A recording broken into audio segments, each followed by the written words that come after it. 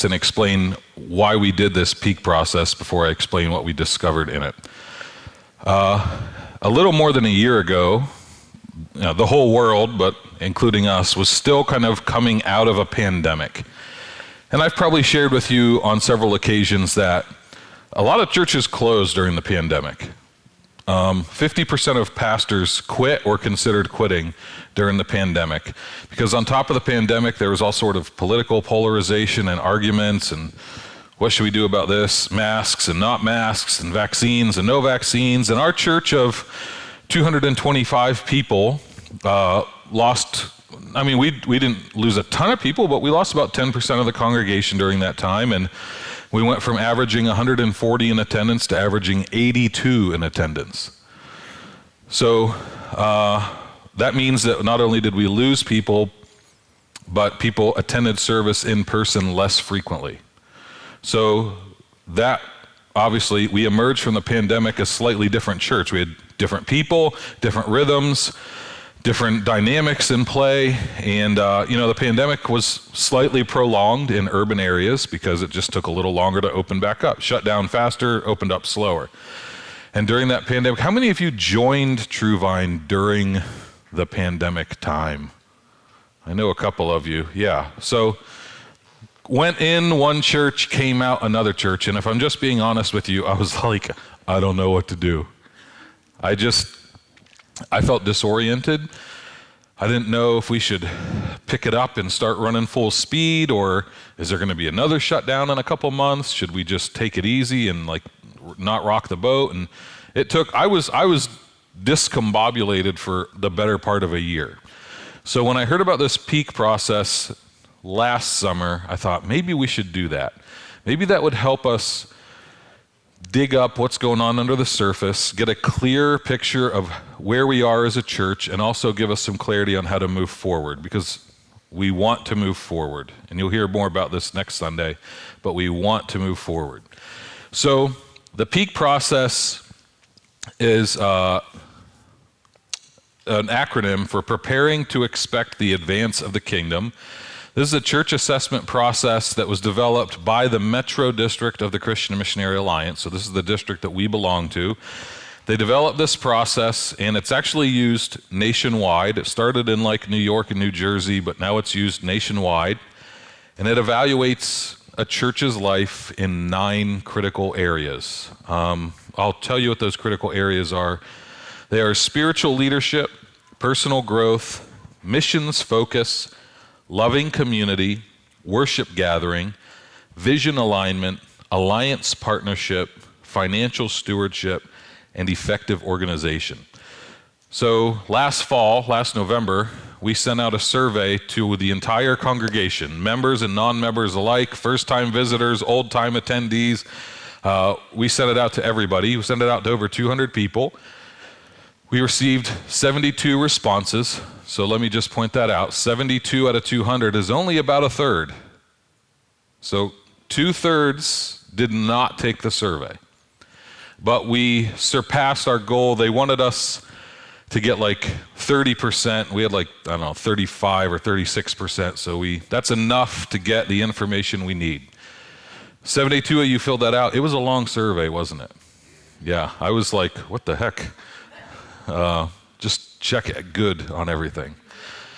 So we got those results back. So step 1 was the survey. That was step 1. So what do we do with the results of the survey?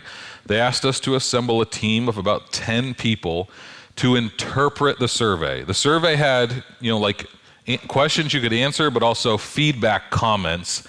Did you know we got over 500 comments from people? So that's a lot of comments to read, and there's a couple hundred questions to look through. Now, so step 2 was, let's get a team of 10 people together to help evaluate or interpret the results, because maybe there's an explanation for why we scored this way in this area, or maybe there's a unique dynamic at play that explains why we scored this way in this area. So it's best to have people who are informed about the life of the church to kind of interpret the results. So real quick, if you were on the peak team that met for 7 months, Would you mind standing up so we can recognize you? Okay, so Shay, Kevin, Dorian, Jerabel, John Eric was on it, Judy, and then there's a couple people that aren't here. Jason Davis was on it, Scott and May Newcomer were on it. There were 10 of us. I'm probably forgetting a few people, so let's thank them real quick. We met every month for 6 or 7 months, 2 hours at a time, to go through the survey and try to figure out what the results mean for us. So step 3 was we had an outside coach, Mike Rosado, who was here at Alliance Night, the guy with the doesn't do leg day, but has the tattoos, the young pastor. No one thought that was funny? Okay. So he was our coach. He walked us through that. So I liked this process, if I'm being honest. I liked the survey. It's objective. Just tell us what you think. But I liked that the survey was interpreted by more than one person. And I liked that there was an outside coach who would ask us questions. And then we're presenting this to you, and in 2 years, we're supposed to take the survey again and see if anything changed. So start saving up your time now. Schedule this in 2025, Peak Survey Part 2. So Mike and his wife Jillian walked us through these meetings for 6 or 7 months. We came up with, as our church, we came up with 4 ministry action plan steps. Every church comes up with something different. We had 4, which I'm going to share with you tonight, but not before going through a summary of the survey. So John Eric, if you can give me the next slide. I know you can't read this, I understand. And maybe in the front row you can. This is as big as I could make it. So I'll read it for you, okay? This slide right here is a summary of how we scored in the 9 areas. So this first one is spiritual leadership. This is a scale of 1 to 5. We were told anything above a 4 is good. So as you can see, we scored above a 4 in 8 areas. So spiritual leadership, we scored a 4.4. This is asking the questions of, do you trust that the leadership of the church, the staff, the board, the discipleship group leaders, are they making decisions through prayer? Are they using scriptural principles to guide our decisions, or are we just running a religious business? So we scored 4.4 on spiritual leadership. Personal growth, that's questions about, are you growing spiritually? So that's more of a question about how you are doing, and is the church supporting you in your personal spiritual growth? This is missions focus. Are we giving adequate attention to international missions and global evangelization? The 4th one is loving community. We got a 4.1 on that. Are we hospitable? Do we get along? Do we appreciate one another? Do we value one another? The next one is worship gathering. This has to do with our Sunday morning services. Is the worship spirit-led? Is the preaching biblical? Are the services too short or too long? Are people welcomed? Are they organized? That kind of stuff. Vision alignment. This has to do with, does our church understand what we are about? Do we know our vision? Do we know where we're going? Do we know what we're about? We got a 4.5 on that. Alliance partnership, now this one is interesting, 3.8. That's the lowest score we had, was how do we relate to our denomination? And I'll explain later, but the Alliance Night was mostly in response to that. And I'll explain more about that later, but that's our lowest score, is how we relate to our denomination. And then our highest score, these 2 made me chuckle. That this is the lowest is hilarious to me, because I named my son after an Alliance pastor. And then this one, we're always broke, but you guys seem fine with it, I guess. Financial stewardship, we scored a 4.6 on that, which is our highest score. Genuinely, truly, through the comments and the questions, it seemed like you were saying, we trust that the leadership is making every dollar count. So really quick, I just want to take a minute, because when this survey was taken, which was November of last year, at that point, Abby Akanaso had been our treasurer for 4 years. So I just want to thank Abby, because I think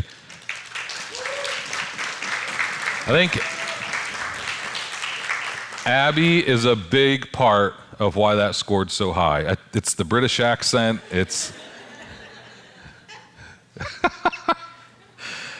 He's sixpence. Okay, last one. Effective organization. We got a 4.2. That's basically, is the church organized? Or is it just totally disorganized? So, to quote Mike Rosato, who coached us through this, he said we were kicking butt. Those are his words. He said we should be encouraged. You know, we're not floundering, we're not falling apart, but yet there is still some work we should do. So, real quick, if you can give me the next slide, John Eric. I'm not going to go through this again, but this is the same graph, except the green line represents what our leaders rated the church. The white line represents what everyone else rated the church. So there's a couple observations.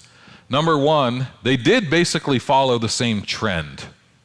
You know, when one went up, they both went up. When one went down, they both went down. There didn't seem to be a difference in the trends, but consistently, the leaders rated things slightly higher than the rest of the congregation. That might just be a fact that if you're a leader by nature, you're a little bit more informed about what's going on in the life of the church. So the leaders would be considered board and staff members, of which we have 11. Well, at that time we had 11 when this was taken. But Mike said this is good. It's just good that you're all going the same direction. It's fine that you're not scoring it exactly the same. You're pretty close. I mean, there's nothing like crazy off here. But, you know, we both agreed Alliance Partnership was our lowest. We nailed it on financial stewardship. We nailed it on our worship gathering. Everything else is within, you know, this is probably our biggest gap right here is personal growth. Everything else is within 0.2, or here's 0.3. 0.3. So everything else is within 0.3 of a point. So I just wanted to show you that. Okay, go to the next slide. So I'm not going to show you everything that we had. This report was like 20 pages long. I'm just going to highlight the ones that are maybe the most informative to us. Missions focus, this is one of the ones that we wanted to do a little better on. So we anticipated that questions like this, does our church train and equip the church to present the gospel? This was one of our lower scores. Trains and equips the church to present the gospel. So this is one of our lower scores. That is not a surprise to anyone. We knew that that was an area that was going to come up. We knew that that needed to be addressed. You'll hear tonight that we have a plan to address it. Also, demonstrates the gospel in word and deed. I'll just be honest, frankly, I don't know exactly what that question's asking, because I do feel like we demonstrate it in deed, but if maybe not in word if you're asking if we preach the gospel, but you can demonstrate the gospel in word and it still not be evangelism, because I demonstrate the gospel to my wife in word and deed, but that's not evangelism. So I wasn't sure what that question was asking, but the main takeaway from this slide is we need to do a better job equipping people to do evangelism. That's the main takeaway here. Give me the next slide, John Eric. Loving community. Now, let me say this first. For some reason, this is wonky, because this is a 5, but the line for 5 is here. So in your brain, shift everything one column to the right. I don't know why it's like that. It was very confusing in the meeting, but everything should go further to the right. Anyway, loving community. We had quite a few scores that were under 4. Offers welcoming hospitality personally and corporately.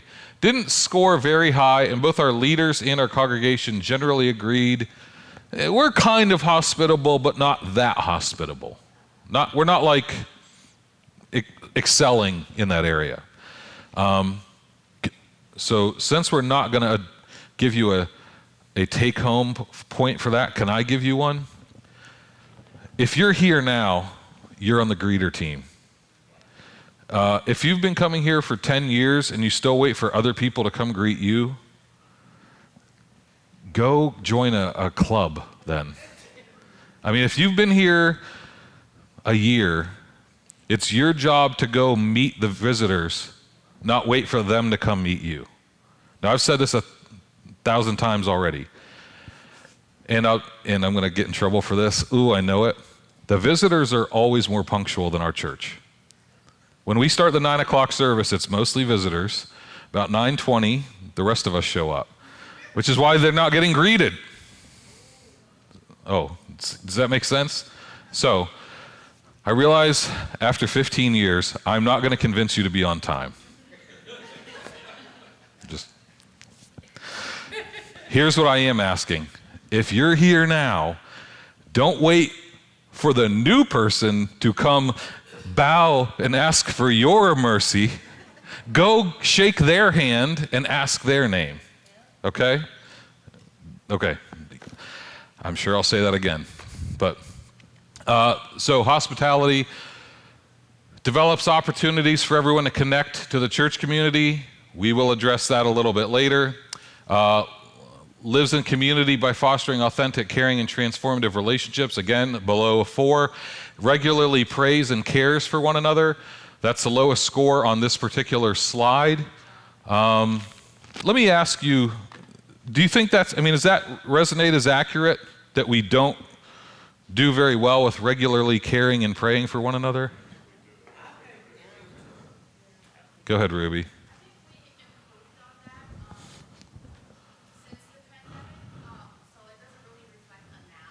Okay. Because the prayer group does meet regularly. We do have the app where we pray with people, and that's all newer. And we also have Colleen, who's been teaching us different methods of praying for people. So, I feel it's improved. Okay. Since the pandemic, since taking this. Okay. Okay. So I heard a couple of you say that maybe we're better than this would tell us, but did anyone feel differently? Like, no, this is pretty accurate, or maybe we're even doing less. Go ahead, Holly. Okay. I think that we're doing a really good job in the church, in the small groups, but outside of it, I don't think we're doing a great job. Okay. So you think that's generally accurate? Okay, go ahead. I also think praying for and caring for can be two different. And what is caring for? Is it meeting people's needs? Is it having meals together? That's kind of two different things also. Okay. So this will be partly addressed when we talk about reworking our discipleship groups in a little bit. Okay. Give me the next one, John Eric.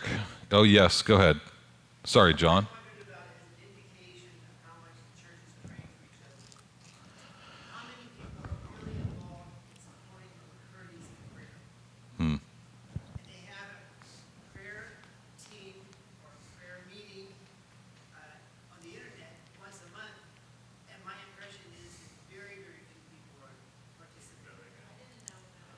Okay. Yeah, okay. So if you're telling me that's the case, we can try to get that information and share that with more people. That's a Zoom, like a Zoom prayer call, right? Okay. Okay. So Judy, can you get me the information for that we can share? Okay. All right. That's why we're doing this. Okay, let me move on to Alliance Partnership. So, for those of you that don't know, we are part of a denomination. We are not a non-denominational church. Just because we don't have Baptist or Presbyterian in our name doesn't mean we're not part of a denomination. We are part of a denomination called the Christian and Missionary Alliance, which has about 24,000 churches worldwide, about 2,000 in America. So, more than 90% of our churches are not in the United States. It's one of the most diverse denominations in the United States. 40% of our churches in America do not have their services in English. So just in Philly, there's a Haitian Alliance church, there's a Cambodian Alliance church, there's Vietnamese, Spanish speaking, and then us. So 2,000 churches in the United States. What we found is these are some of our lowest scores. Engages in partnership with Alliance International Ministries, 3.8. I gotta say, that one surprises me. We have cranked out 20 churches worth of missionaries. So to see that we only scored a 3.8, I don't know what we got to do to score higher there. And we give 10% of our budget to international work. Engages in partnerships with district ministries and events. We scored a 3.2. That's our lowest score. I want to share with you a little bit about that later, so we'll come back to that. Contributes to the Great Commission Fund and District Fund. I think probably most people have no idea what those are. So let me explain those, because those scores should be 6. The Great Commission Fund is what our denomination puts into a pot for missions work. So all of our 2,000 churches, we all contribute, because no one church can fund a whole missionary. And especially our church has 3 couples plus 2, 3 couples plus 1 overseas, and we can't pay 4 people's salary. So we all put it into a shared pot and distribute it. I don't know what it has been recently, but it's normally $40 million. So every year our church puts 10% of our giving in. So this year that'll be something like $23,000.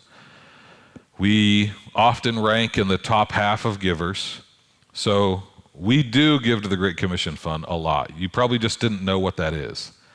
And the district budget is 6% of whatever our income is. 6% of that goes to the district.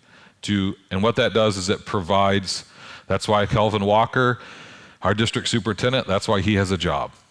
That's why Mike and Jillian Rosado can come coach us. So when Kelvin comes here, we don't pay Kelvin. When Mike and Jillian came 7 times, we didn't pay them. In October, one of our district employees, Omar Niebles, will come and preach at the Race, Culture, and Christ event. We don't have to pay him because we contribute to this district fund.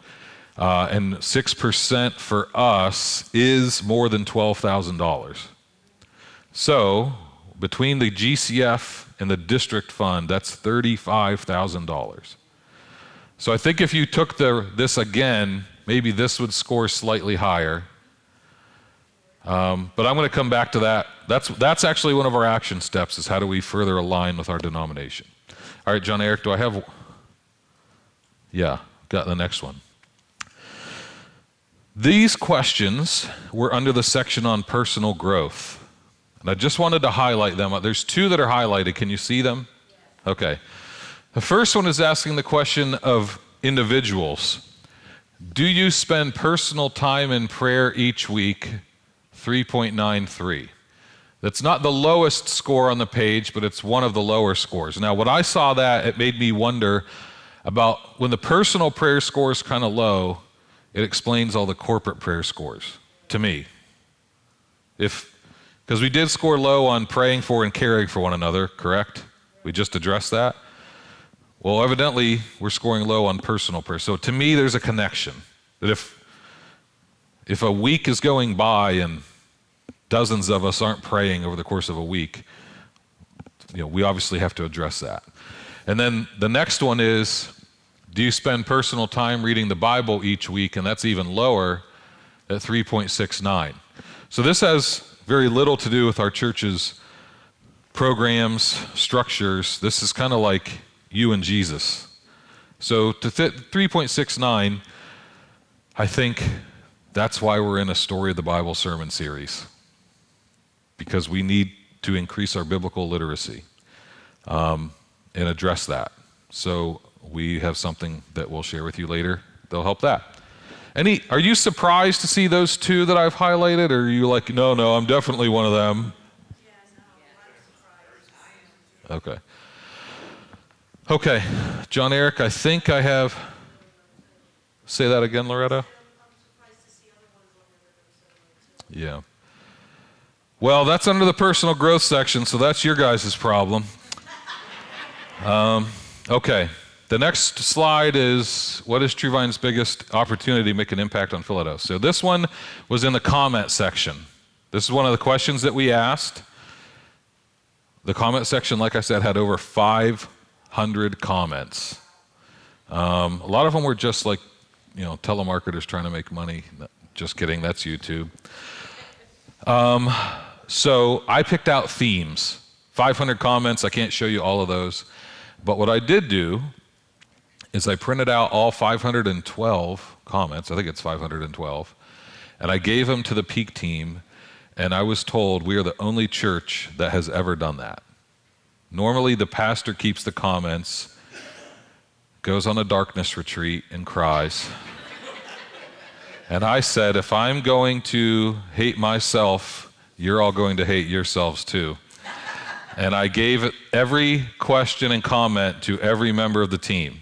We're the only church that has ever done that. So we are on the far end of transparency and vulnerability.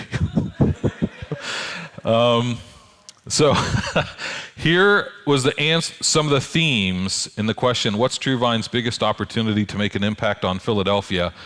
Showing care and compassion for the community. The food pantry, that came up 4 times. Through the Bless Philadelphia nonprofit, prayer, fasting, and Bless Philadelphia. Getting TrueVine all in when it comes to supporting the organization Bless Philadelphia. So I don't know if you're seeing a theme there, but there does seem to be a desire to show care and compassion, provide food, and really place an emphasis on the work of Bless Philadelphia, which is the nonprofit that our church supports. So that came up quite a bit, and then this is the last results slide that I want to show you. Other themes. These are just things I saw came up more than once. Well, actually, probably, if it's on here, it probably came up 4 or 5 times. These are other themes that came up. There is a lack of ways to connect or bond. There needs to be a clear path to leadership. There are cliques, and discipleship could be strengthened. So a version of this, each one of these came up multiple times, enough that I thought this is kind of like a miscellaneous theme slide, but these came up repeatedly. So we're going to try to address all these as we move on, okay? So you have seen a summary of what our Peak team spent 6 to 7 months looking through charts and graphs and comments and all sorts of stuff, okay? You got the gist now of the Peak profile. Any questions before we move on? Because now we're going to get to what are we going to do about it? Any questions? Okay, great. So there are 4 steps or 4 ministry action plan steps that we're going to take. The first is to get on mission.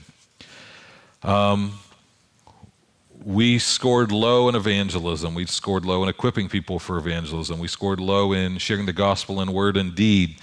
And so I'm just summarizing our steps here as getting on mission. Real quick, what we mean by this is that you will live as a missionary in your own zip code. That you will think the way a missionary thinks without having to leave Philadelphia.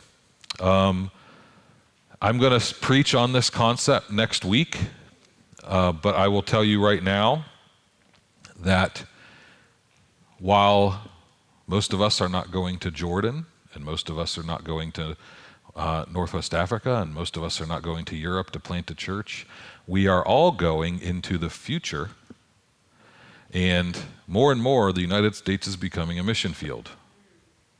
And so we may not be geographically moving, but chronologically, we are chronological missionaries. And missionaries are usually on the cutting edge of how to reach people. It goes like this. Missionaries are on the cutting edge, then urban churches, then suburban churches, then rural churches, often. That's often the wave. So what a missionary is doing now, we will have to be doing in 5 to 10 years. Suburban churches will pick up in 20 years and then hold conferences like they discovered it. And then rural churches will often resist it for 50 years until they finally can't help but do it. I know that's an oversimplification, but I dare you to prove that wrong. So getting on mission, thinking and living like missionaries in our own context, here are our action steps. This is how I'm asking you to participate.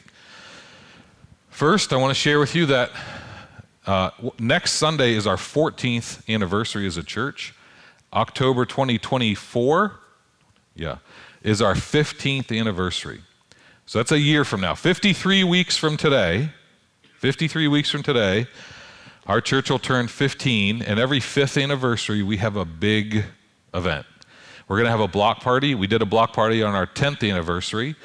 Dorian helped plan that. Jerabel, Andrew, Kara, and some others helped plan that block party for our 10th anniversary. We're going to do it again for our 15th anniversary. I'm telling you the date right now. It's October 6th, 2024. If even one of you says you're busy, because I'm giving you 53 weeks notice. So put that on your calendar. But I want to tell you, we are already planning for this event.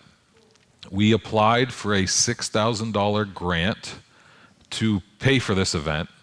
The idea is that we would shut down Devereaux from Dittman to Torresdale, making Torresdale and Marsden the epicenter. That's the only way we can guarantee there'll be no car accidents for one day. We're going to shut down Devereaux. With this grant, we will be able to provide all the swag in the world: TrueVine t-shirts, TrueVine coffee mugs, TrueVine stickers, whatever. Just will be filling the place up with TrueVine swag, which you will see, I guarantee, being sold under the L at K&A by the next morning. We are going to, this is if we get the grant, by the way. If we get the grant, we're not going to just rent a bounce house, folks. We're going to own a bounce house. And I will rent it to you. We're going to try to own a bounce house so that way we can do this kind of stuff whenever we want. And then even if we don't have a whole block party, we can still do stuff on our property, because then we will own a bounce house, a cotton candy machine, and a popcorn machine. And that's just shy of a county fair. We'll get a couple animals, and then we'll be ready to go. This block party will be preceded by evangelism training. Part of this grant that we're requesting is to pay a professional to come train us on how to share the gospel leading up to the block party. Does that give you, does that make sense? If we're going to interact with 300 of our neighbors, let's provide some preparation in advance, how to share the gospel, how to engage people in conversation. So we want to bring a professional in. Now, here's how you can participate. Number one, put it on your calendar, plan to participate and be there. Number two, plan to be at the evangelism training. But number three, I want to stop right now and pray, because we are in some ways at the mercy of our denomination who issues these grants. We asked for a $6,000 grant. I feel good about it. I have tried to, rub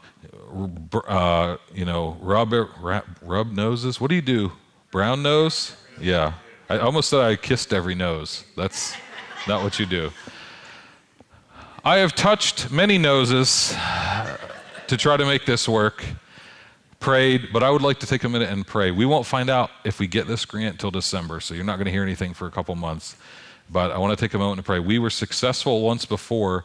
We got a grant. We were trying to hire some associate pastor several years ago, and we needed help paying for his health insurance the first year, and we asked for a grant and got it, and now we can't get rid of the guy. So this has helped us in the past. So would one of you be willing to pray for our dream grant application for $6,000? Just need someone that would be willing to pray for that. Go ahead, Judy.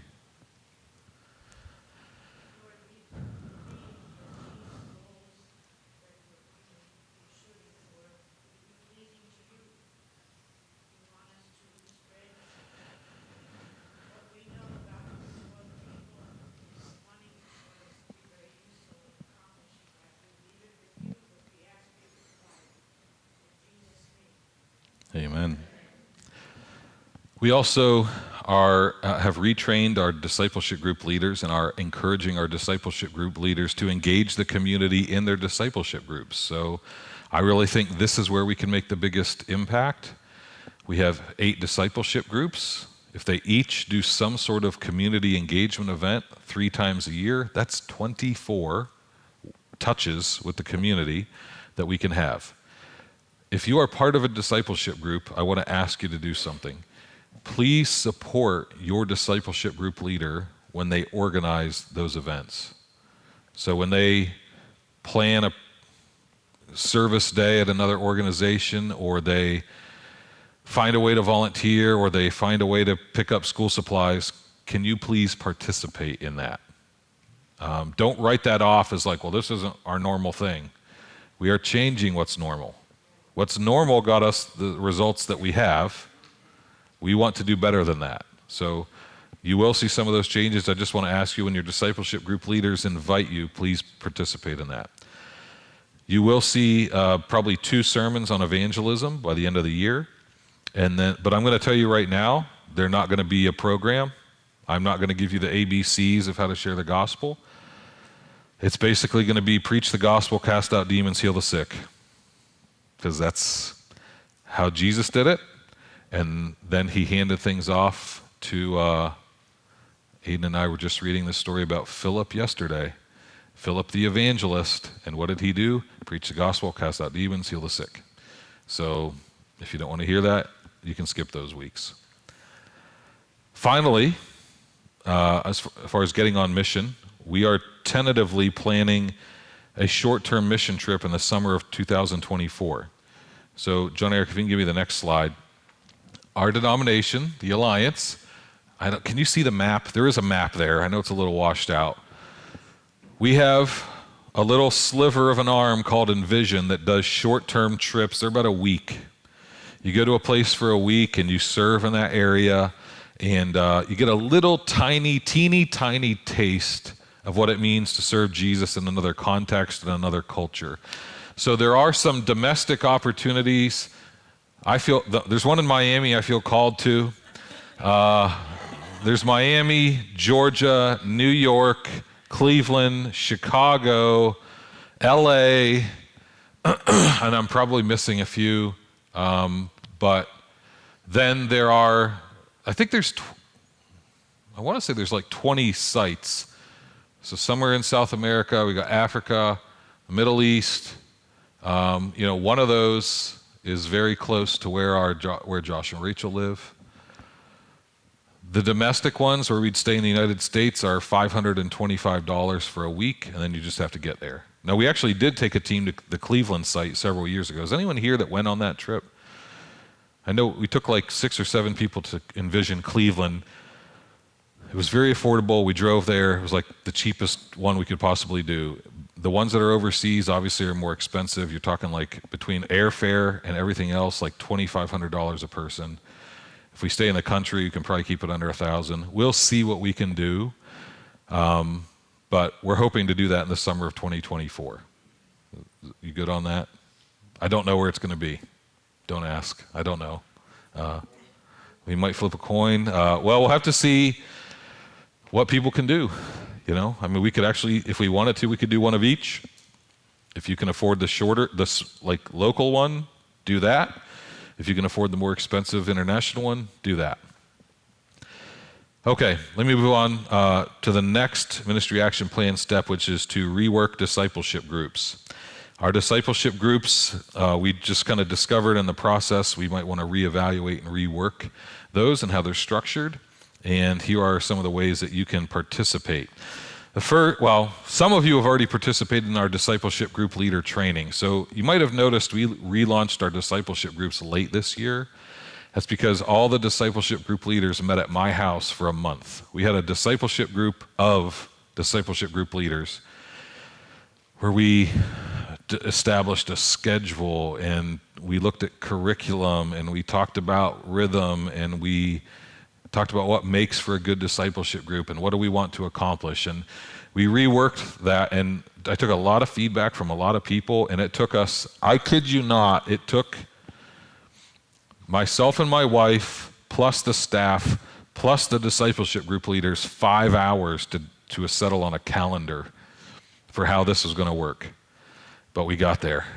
So let me tell you some of the things we decided we're settled on. We're going to run our discipleship groups on a trimester schedule, which means that we will break those up into 3 times a year. So it will go like this. January, February, March, discipleship groups meet. We take off all of April. We usually take off some of April anyway because that's usually when Easter and Good Friday and Holy Week are. So we're already taking some time off. We're going to take the whole month of April off, then resume for May, June, and July, then take August off. Then we'll pick back up September, October, November, take December off. Does that make sense? We already were taking time off around Easter. Now we're just making it a nice square month. We already were taking time off in the summer. Now we're just making it a nice square month of August. We already were taking time off around Christmas. Now we're just making it a nice square month of December. So we're going to go in this trimester rhythm. 3 months on, 1 month off. 3 months on, 1 month off. I've asked your discipleship group leaders to, as closely as possible, abide by that schedule. During those months when there is no discipleship group meeting, that is when we are going to try to start planning church events. So for instance, we are going to have a church retreat this coming spring. It will be in April when there are no discipleship groups. Does that make sense? So it's too late for this year, but next year, when we have Race, Culture, and Christ, that will probably be in August or December when there are no discipleship groups. So in the off months, that's when we're going to start cramming in all the church events, church-wide events, I should say. So you won't miss people. You'll still see them. It'll just be different. Does that make that click for you? So we're getting a rhythm going. We're trying to get a rhythm going. That's the most important thing I wanted to share with you. We're developing a discipleship group leaders handbook. I want to ask you to join a discipleship group if you're not already in one. So here's an interesting statistic for you. There's about 50 people in the room right now. Our 11 o'clock service is our bigger service. It's usually 70 to 80 people. Christmas Eve is like 80 people. Every week, about 85 people go to a discipleship group. So discipleship groups are actually our biggest thing. I know they might feel like they're kind of this supplemental little off thing, but no, what I want you to understand is Sunday mornings are not the main event. Discipleship groups are the main event. More people do discipleship groups than any one service, and they meet almost 7 days a week. They're 6 days a week. It's 5 days a week because Wednesday night is prayer meeting, Sunday is church services. But I want to help you think that discipleship groups are the main event. Sunday morning services serve a totally different purpose. They are often a front door for people to join our church, but discipleship groups are where it's at. And some of the questions we had earlier about there should be a clear path to leadership. Here's your path: discipleship groups. If you feel called to leadership, if you're not involved in a discipleship group, you're probably not going to get very far in the leadership track. Get involved in a discipleship group. Help serve and lead in a discipleship group. So that's our leadership development program, is the discipleship groups. How do we show care and pray for one another? Discipleship groups. How do we engage our community? Discipleship groups. How do we help people start reading the Bible at home? Discipleship groups. They are the answer to almost every question. Does that make sense? I mean, we came to this conclusion multiple times. We didn't read this recently, but twice in the history of our church, our board has read Simple Church. And was anyone ever on a board that read Simple Church with me? Just Shay? Okay. Oh, John, yeah, Rachel, okay. This book makes basically one point. Church is not a buffet where you go, I'm going to do this class, this small group, this service, this event, this trip. When churches do that, that's when there's no clarity. That's not how it's supposed to be organized. It's supposed to be simple. When you give I know some of you are not going to like this, but when you give people 1,000 options, it becomes erratic and disorganized. So we have chosen to give people basically one option, discipleship groups. And we're forcing people kicking and screaming into discipleship groups. Now, we still have a prayer meeting. We obviously have our Sunday morning services. We have a couple events like this sprinkled in. But the main thing is discipleship groups. So I really want to encourage you to get involved in discipleship groups. We rolled the men's and the women's brunches and breakfast groups. We converted those to discipleship groups. So we now have 8 discipleship groups that meet. You can be involved in as many as you want if you'd like. It's funny because sometimes people are like, can I be in 3 discipleship groups? I'm like, there are people that aren't in any. You can be in as many as you'd like. Thank you for asking. Okay, so join a discipleship group. Consider leading a discipleship group. I would love to see us get to 10 discipleship groups in 2024. So if you do feel called to lead and you're currently in a group, come speak to me because we can multiply them. Our goal, there's a couple different approaches. We're not trying to have one in every neighborhood. We're trying to be a 7-day-a-week church. So, we do have most days covered, but we're probably going to ask you not so much where do you want to do it, but when do you want to do it. So if that's something you feel like the Lord is prompting you to do, let me know. Last thing with reworking our discipleship groups is Study Gateway. So this week our elders unanimously almost forced me to purchase a subscription to a resource library called Study Gateway. This is essentially like Netflix for Bible studies. So we purchased a 100-member subscription for the church. By the time you go home tonight, you'll get an email with a link to sign up for your free account. There's an app for Apple and Android phones. You can put this on your Roku TV, Apple TV, you can Chromecast it. The church has bought this for you so that you can use these video studies in your discipleship groups or in your personal devotional time, or there's programming for kids. If you want to let your kids watch this kind of stuff, if your kids can handle Sam Storms, then you can. So Study Gateway is something our church is paying for you to have. Yes, Rachel. Can households join as one account, or is it individual? We're going to ask for now that you do one per household. And see, when you get the email tonight, that's fine. That's fine because I can delete one of you. When you get the email tonight, it will ask you to please limit this to one per household. That gets the most bang for our buck. Now, if we don't use all 100 users, then we'll broaden it, but we want to start off with one per household. So if you have multiple people in your household, can one of you be the person that signs up?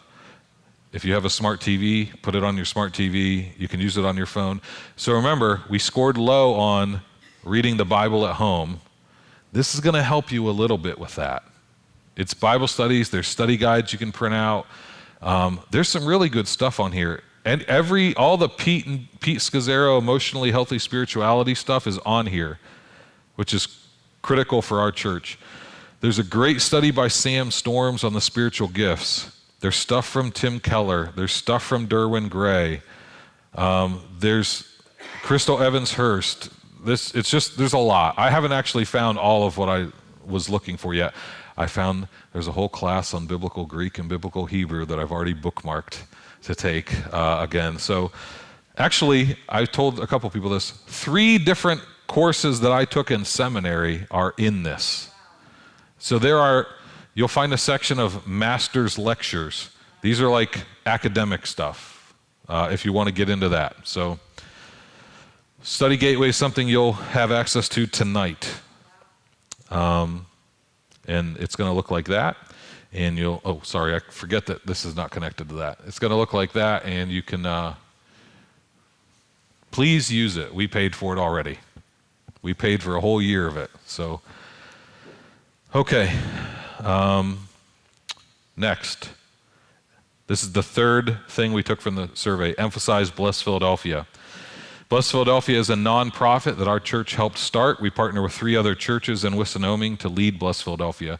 The mission statement of Bless Philadelphia is to promote the peace, prosperity, health, and safety of Philadelphians through compassionate community engagement. Is that up there? And I memorized it, guys.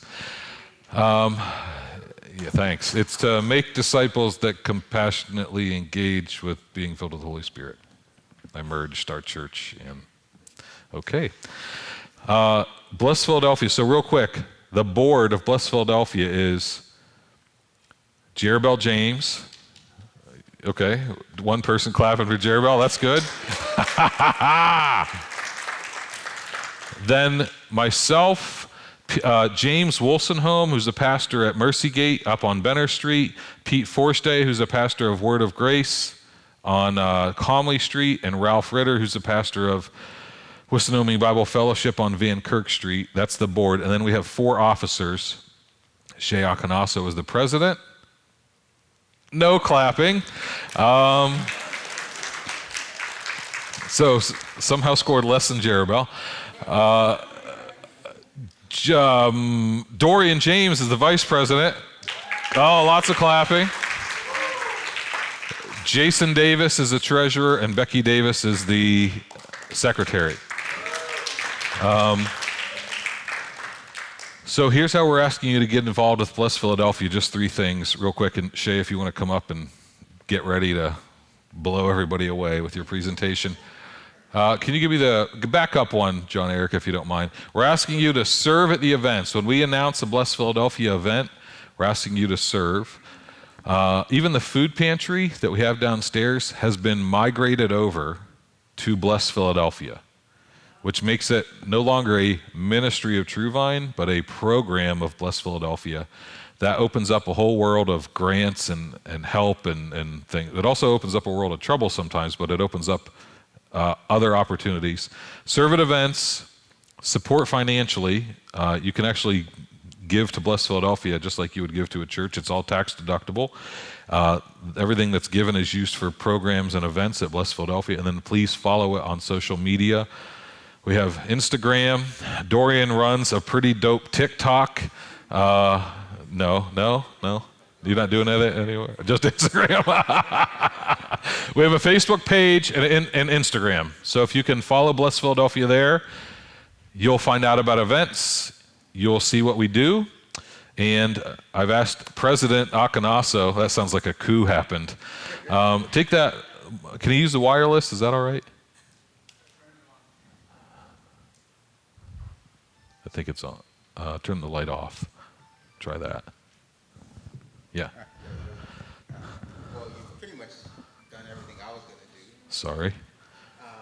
So I think to highlight some of the things we've done this year, and probably not going to get it all, but through Best Philadelphia to achieve our mission of promoting the gospel through prosperity, safety, and health, engaging the community.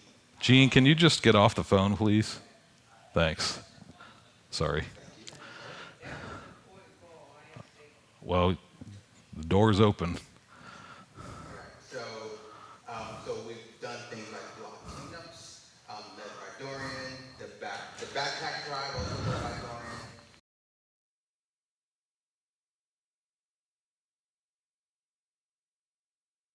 Dorian. Was Point on the community garden that some of you guys have seen on Marsden.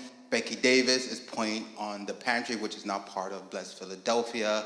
So these are just some of the ways. And then we also have a shower ministry, which Rev Rudd also runs Point on that. So we have an opportunity for folks in the community that need to take a shower to come in on Wednesdays and use our shower facilities. So just some of the ways that we engage with the community, to promote health, prosperity, and so forth. And we have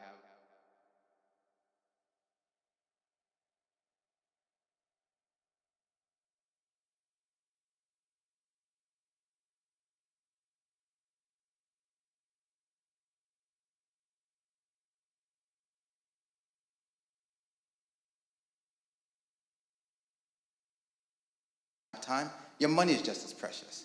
Again, this is our way of reaching the community, right? So we're not a church that's insular. We're a church that wants to go out to the community and serve the community at large. And this is the way that we do it.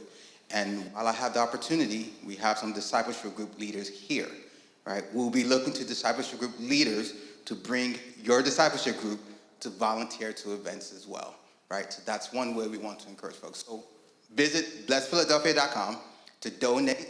You can also go to the contact page. If you want to volunteer, just enter a message that says, hey, I would like to volunteer for an event, right? And, we'll reach out to you when we have events start to come up. We're wrapping up the year, but we're also going to start planning events for 2024. 2023 was our first actual full year in service. So next year we'll have more events. We'll get communications out a lot earlier. So be on the lookout for events and programs in 2024. All right, that's my...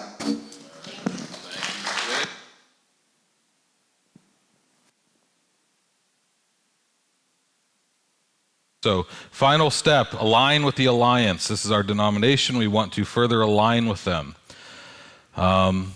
So here's how you can participate. First, Alliance Night, which we had last month. So if you were at that, you already participated in that.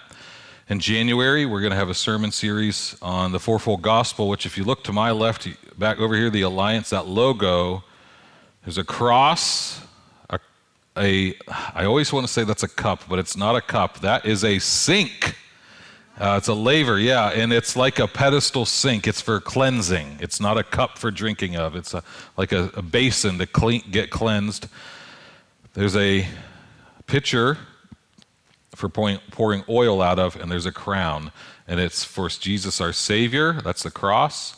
Sanctifier, that's the laver where the washing happens.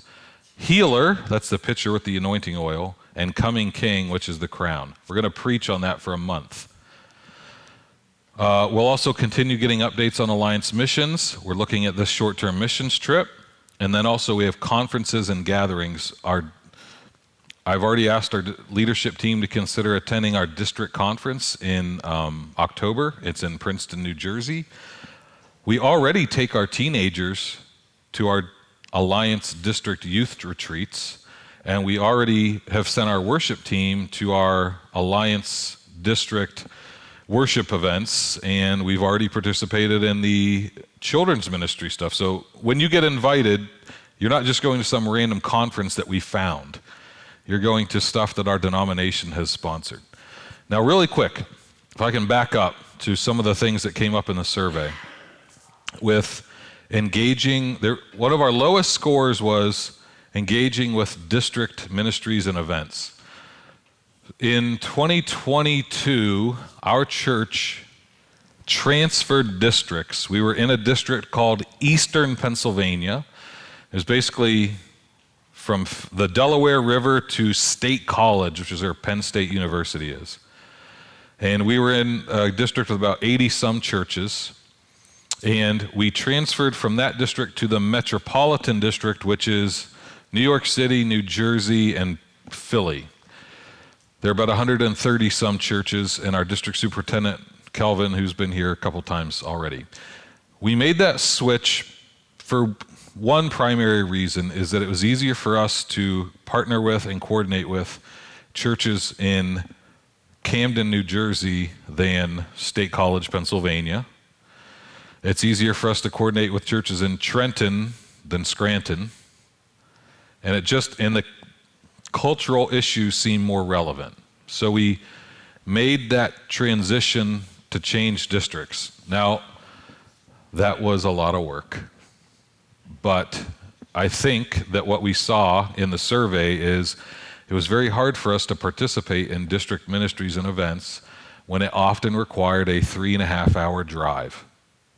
Whereas now it's a 45-minute drive. And we're able to do that, and we have churches right across the river in New Jersey that we can partner with. So it was a lot of work to go through that process, but I think that we will find that that transition will bear fruit, and I'm grateful that we did it. And I think that will address some of that lower scoring on Alliance partnership, is we will have more opportunities, more partnerships for that in the future. So when people ask what district we're in, I actually printed it on the poster, Metro District. So now if you ever have a question, we're in Metro District, okay? I'm sure this is stuff that keeps you up at night. It kept me up at night. Okay, Dorian, would you mind joining me? Sorry, I'm throwing you in the deep end. Dorian, you wanted to share something. Dorian was one of our 10 peak team members, and he had kind of some additional thoughts about the ministry action plan. Do you know what I'm referring to? What you emailed me? Okay, good. Whew, I didn't dream that. Okay. So I'm just giving him an opportunity to speak into whatever you want to share that relates to this. And Judy, if you want to, you can, but you don't have to. You good? Yeah, I'm trying to like tie it into the exactly you trying to. Oh. Wait, I went to the bathroom. Oh, okay. Well, we're done with the alliance stuff. Do you have anything? Let me just rephrase the question. Is there anything you'd like to share before I wrap up about the peak process that you think would be helpful for everybody else to hear? No, I just think it was definitely an amazing process. And, to add addition.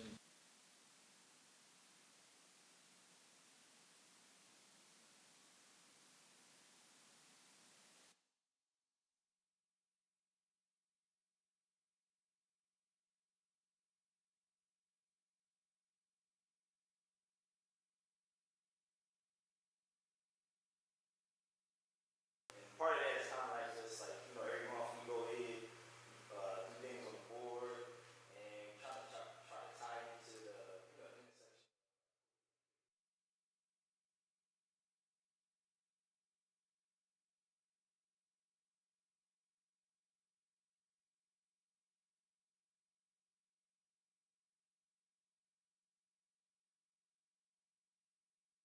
Judy, would you like to share anything? Oh, I should have known. Okay.